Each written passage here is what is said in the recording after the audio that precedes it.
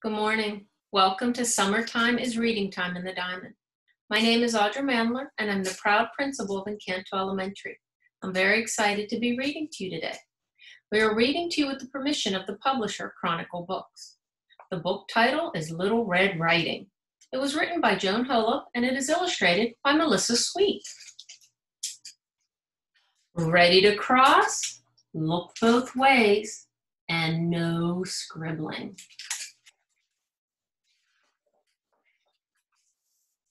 Pencil School News declares that today we celebrate Write-On Day.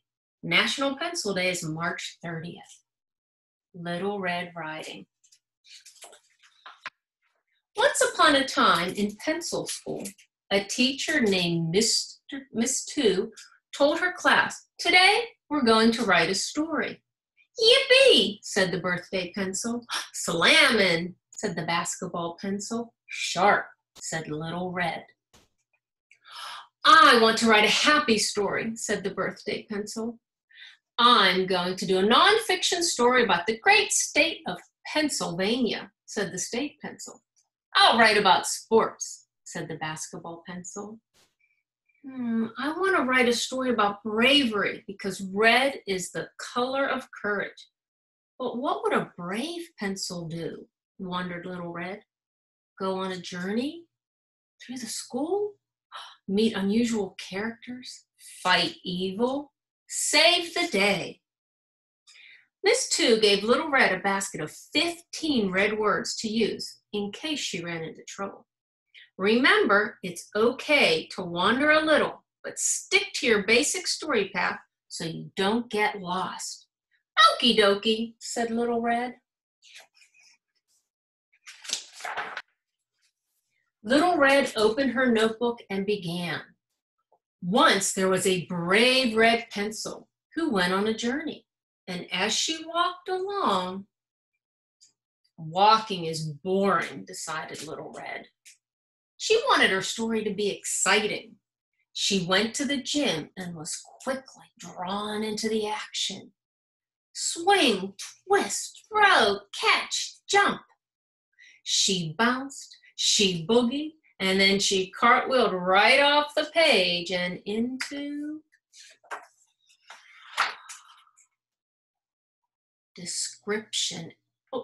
a deep, dark, descriptive forest. Description adds pizzazz to any story, but Little Red was bogged down, hindered, and lost. So she reached into her word basket for help. "Scissors! I need to cut through all this description and stick to the story path."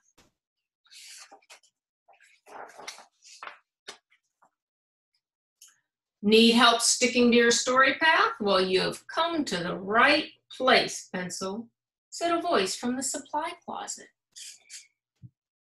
Because I'm full of words that have stick-to-itiveness. They'll stick up for you and stick by you, but they aren't stuck up like that tape guy down there. Little Red squeezed the bottle. Too many glue words came out.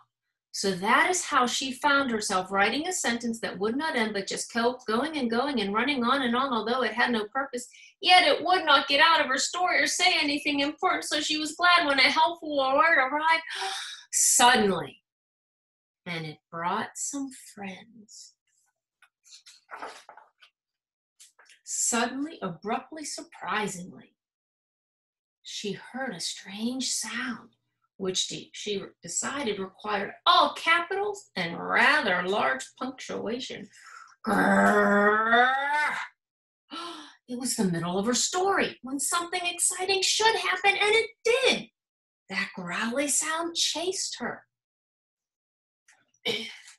Abandoning all rules of punctuation and sentence structure in her panic to escape, Little Red began running on and on and on, and she grabbed random word nouns from her word basket, tossing them out to fill up the chasm of blank space, nothingness, which was all that stood between her and that grrr.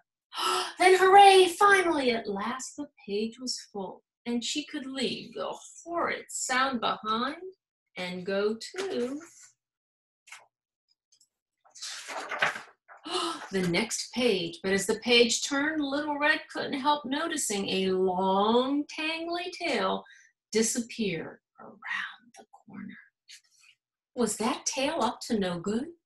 A truly brave pencil would follow it to find out, she thought.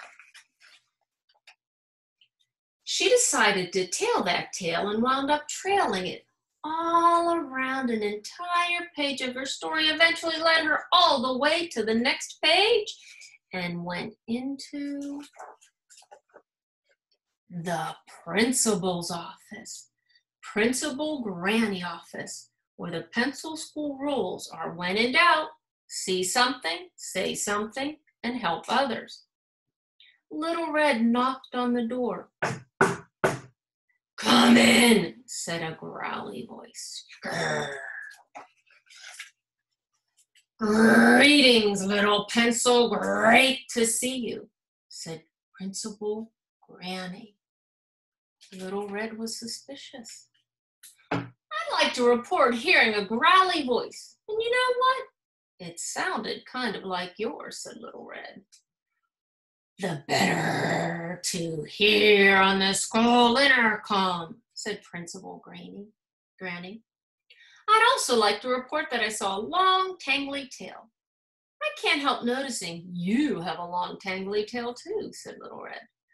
"The better to get charged up for my school duties when my batteries are running low," said Principal Granny. "I'd also like to report I have just noticed what big, sharp teeth you have," said Little Red. "The better to chomp little pencils like you and grind them up," growled Principal Granny, who in reality was the Wolf 3000, the grumpiest, growliest, grindiest pencil sharpener ever made. Just as the Wolf 3000 began to chase Little Red, in walked Mr. Woodcutter, the janitor. "Who made this mess? Help!" cried Little Red. "I think the Wolf 3000 has sharpened Principal Granny to smithereens." Mr. Woodcutter fainted. It was up to Little Red to stop the Wolf 3000's rampage. She reached into her word basket. There was only one noun left. Would it do the trick? She took aim and threw dynamite.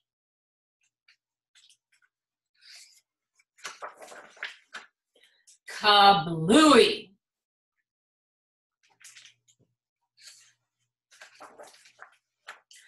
Whew, that was a close shave. Good thing that brave little pencil came in along to save the day, said Mr. Woodcutter. Luckily, Principal Granny was all right, though her life had been somewhat shortened by her experience with the Wolf 3000. "I wasn't really brave. I was scared," said Little Red. "Even heroes get scared, but they do brave deeds anyway. You are a hero in my book," replied Principal Granny. Little Red zoomed back to her classroom just in time to hear the other pencils share the stories they had written. And that's the story of the happiest birthday ever. The Adventures of the Wright Brothers. The artist challenged them to a draw. The first patent for a pencil with an eraser was issued in Philadelphia. He was very tall. Then Pencil and Gretel ate all the candy. "We wrote a story together using teamwork." "Get a grip," said the pencil. Then it was her turn. "Once there was a brave red pencil." "Good job, Little Red. Right on, Mrs. 2. The end. Thank you for joining us for the reading of Little Red Riding. Please go to Deep's Facebook page on facebook.com/Deep San Diego to let us know how you enjoyed the book. I look forward to reading with you again.